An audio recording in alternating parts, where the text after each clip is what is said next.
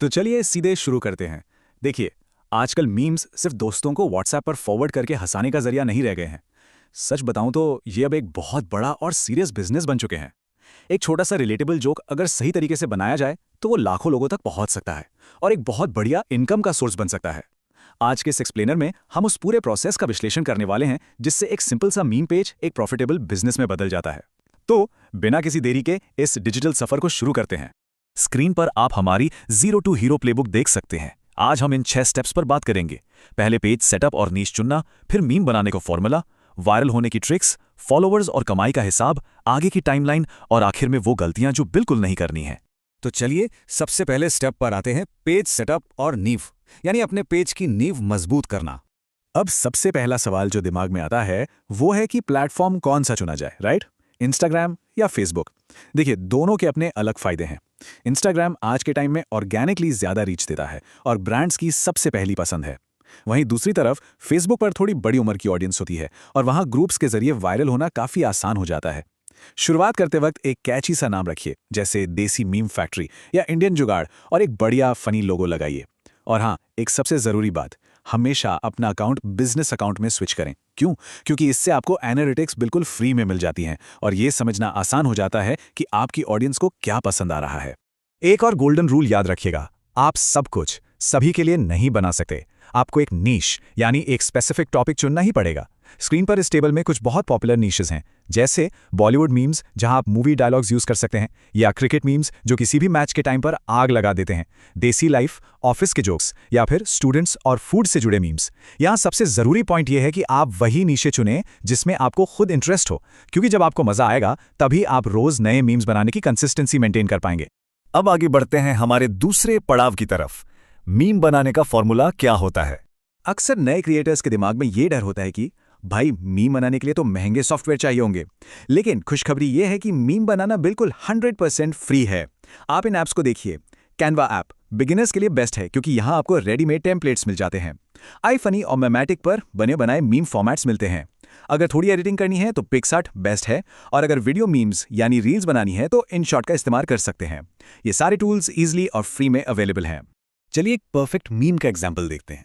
जरा इस लाइन को फील कीजिए। एग्जाम के दिन सुबह 4 बजे उठने का प्लान वर्सेस आंख खुली और 8 बज गए। हंसी आई ना? ये सुनकर ही हंसी आती है क्योंकि हम सब ने, लिटरली सब ने अपनी लाइफ में ये एक्सपीरियंस किया है। और दोस्तों, यही है ultimate meme formula. Relatability equals virality. जो चीज आम जिंदगी से जुड़ी होगी, लोग उससे उतना ही ज्यादा रिलेट करेंगे और वही मीम इंटरनेट पर आग की तरफ फैलेगा। लेकिन सिर्फ एक अच्छा मीम बनाना काफी नहीं है। उस मीम को सही वक्त पर लोगों के फीड में पहुंचाना भी उतना ही बड़ा गेम है। एक आइडल दिन में आपका टारगेट 3 से 5 पोस्ट करने का होना चाहिए, और टाइमिंग पर खास ध्यान दीजिए।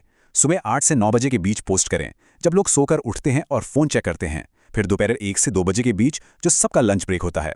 और सबसे इंपॉर्टेंट, रात को 9 से 11 बजे के बीच, जब लोग फ्री होकर रिलैक्स कर रहे होते हैं और इंटरनेट पर सबसे ज्यादा एक्टिव होते हैं। एक सक्सेसफुल पेज के लिए कंटेंट मिक्स भी बहुत जरूरी है। अगर आप सिर्फ एक ही तरह का कंटेंट डालते रहेंगे तो लोग पक जाएंगे।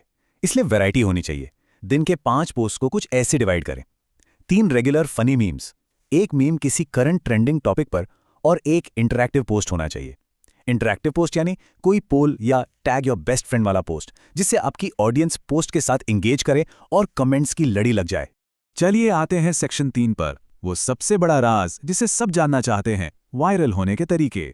वायरलिटी का कोई जादू नहीं है, बल्कि ये 5 सॉलिड ट्रिक्स हैं। पहला, ट्रेंडिंग टॉपिक्स पर स्पीड। अगर कोई न्यूज आई है या कोई ट्रेलर रिलीज हुआ है तो उस पर तुरंत सबसे पहले मीम आपका आना चाहिए।